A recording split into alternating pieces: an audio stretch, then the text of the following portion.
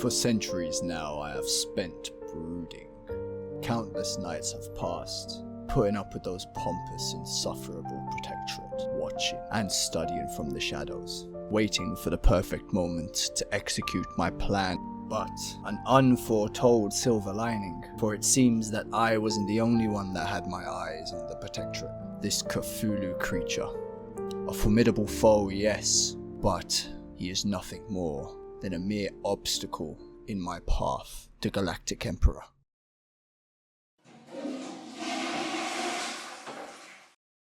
It seems this ship that I have escaped in has taken quite a beating.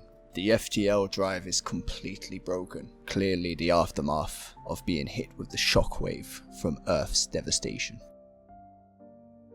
Consulting our scientist, Esto es una mierda, me cago en esta porquería. It seems that we're stuck in an unending orbit around this unknown planet. What bountiful resources does this planet hold? It seems that I, Vlad von Crashsign, must lay the foundation so that an empire may grow my empire. We consult our onboard AI. It tells us that our only option is to explore this unknown planet and find a way to fix our ship. So that is what we will do. We shall beam down and commence the conquering of this planet.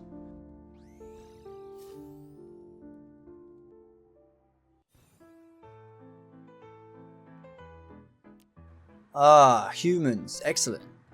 Seems they're not entirely off the menu. Agenda. We kick off our exploration of the surface by looting every chest in sight. We pick these up as we go, because these will be perfect for storing our stuff once we find the perfect spot to call home. Along the way, we pause for a sec to observe the local wildlife in their natural habitat. Truly a marvel of evolution. Unexpectedly, the feds show up, flashing their lights to save the day. Not wanting any unwanted attention, we make a quick escape. No need for an audience just yet. After grabbing some coal, we stumble upon what could be an ideal starter base. Sure, it's a bit run down, but with some TLC it will shine. And a bonus, a toilet. Es una mierda. We mentally bookmark the spot and move on, borrowing a hobo's campfire on the way. With Vlad wrapping up his introductions to the locals, we find a trader. Vlad may not be fond of humans, but he does like money. So we unload our junk and Vlad finally gets to test out his new whip on the wildlife. Maybe not the strongest weapon, but it sure is entertaining. As we continue our adventures, we come across a mobile lab. A quick inspection reveals its owner, a big hulking figure with a name I'll never pronounce, so we'll call him Big Blue. Big Blue is surprisingly intelligent for a big boy, more than I can say for most folk on this planet. He tells us that to fix our ship, we'll need to enter the ominous cave from earlier and defeat a great beast that lurks inside. With our new friend in mind, we head back to our base, do a bit of redecorating, and set up our workbenches. After getting a thumbs up from Big Blue, we pop down a well and an armor workbench. Browsing our weapon options, we settle on a trusty longsword whip combo and a giant two-handed scythe. As for armor, well, early game doesn't offer much, so we go with the plebeian set. Short on materials for the full set, we head off to an abandoned mineshaft Vlad stumbled upon earlier. Not much loot to speak of, just a few Zubats and some nasty spitters. We do, however, find two portals side by side, which we mark for later with a trail of torches. Back at the base, we finish crafting our helmet, chest and boots. Vlad is indeed rocking the plebeian look, so we'll make a few tweaks until he looks more like a proper villain. Taking a look at our research screen, we've already got the foraging table. This allows us to craft flags so we can bookmark locations for later travel. Eventually we want teleporters, but this will do for now. The engineering screen is important. Not only does it allow us to get ship parts, but we also get these nifty little things called a handmill. We'll come back to those in a minute. First, we head over to our craftsmanship tab where we unlocked our loom previously. We want to research wood construction. This will allow us to get the wood working bench. So for a measly 200 research, 5 wood and 5 cobble, we go ahead and grab it. While we're here, we want to grab tier 1 wood construction, this one right here. With this, we can make more ornate styles of wood blocks to pimp out Vladdy's new dilapidated crib. However, as you can see, it requires a material we don't currently have, methamphetamine. But Vagrant, I hear you cry. How do we get methanol? Patience. Before we get our Breaking Bad on, we make a quick pit stop over at Big Blue's lab to have a quick chat with Chucklefish's equivalent of a side character. Welchie wants us to get them 5 potatoes and suggests to build a greenhouse and come back. Luckily for us, Vlad found a crap ton while traversing the surface, so we can go ahead and hand that in. 20 iron ore richer, she then asks us to bring 10 pieces of paper, and once again, through the power of clairvoyance, Vlad anticipated the request and had 10 paper in his pockets. Finally, she asks us for oil, at which point we proceed to walk away. As I'd forgotten about this part, took my frustration out on the wildlife on the way back.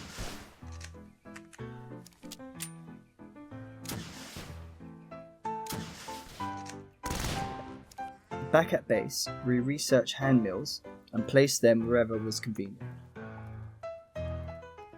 One of the ways to get methanol is by putting 2 wood logs into a mill. The result is some CO2 and the elusive methanol. We can also put corn or bones in and get oil. However, I forgot to do this, so here's a quick montage of me fixing up Vlad's new house. Enjoy.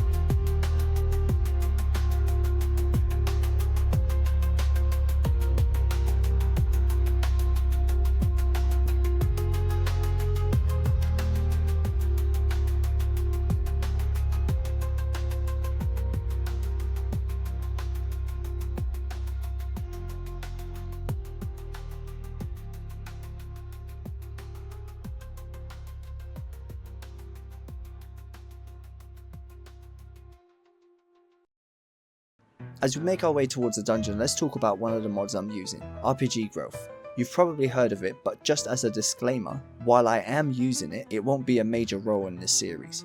I just chose the ninja class mostly for mobility, and I'll probably change it up later. We finally reach the cave entrance, and after downing some canned food, we dive in. This dungeon isn't tough, just a bit of backtracking and minor inconveniences of that nature. We loot chests, clearing out Zubats and Spitters. Yes, they spit. Straightforward name. We also meet Pop-Tops, the singing menace of Starbound. They're not hard to beat, but their singing drives me nuts, so I'm quick to silence them.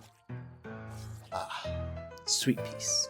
After freeing myself from Pop-Top torture, I find a rocket launcher. It's not my usual style, but blasting the locals with it is quite fun. Nearly blowing myself up, I make it to a locked door, blast it open with some bob-ombs, and grab our first tech upgrade. The dash tech is decent for zipping around a bit quicker, but there are better options. Later we get the high jump tech, and finally the most useful upgrade, sphere mode. Now we can roll into those hard to reach places, Samus style. After a bit of loot goblin detouring, we reach the dungeon's depths, where a mighty foe awaits. The boss mama Pop-Top is actually pretty easy, though she is quite the cannibal. No Pokeballs on hand, so we settle for a rocket launcher and a flamethrower combo.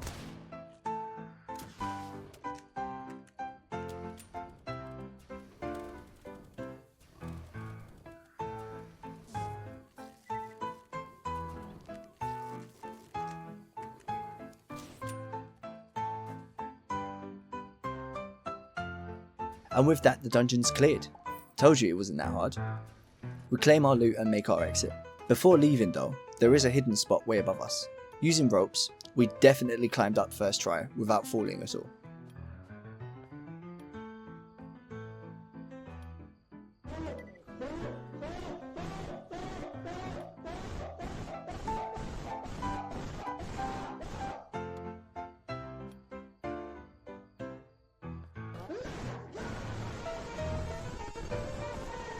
Finally, we touch the console by the gate and get a voice message from a stranger who got our frequency off the space internet or something.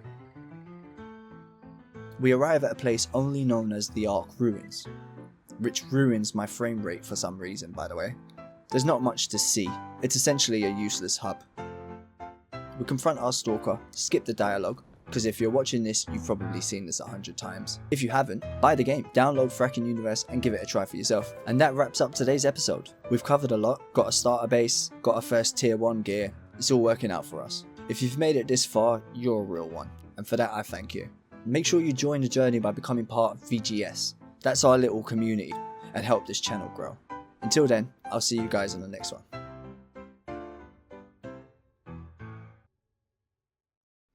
Don't forget to like and subscribe, it helps me out.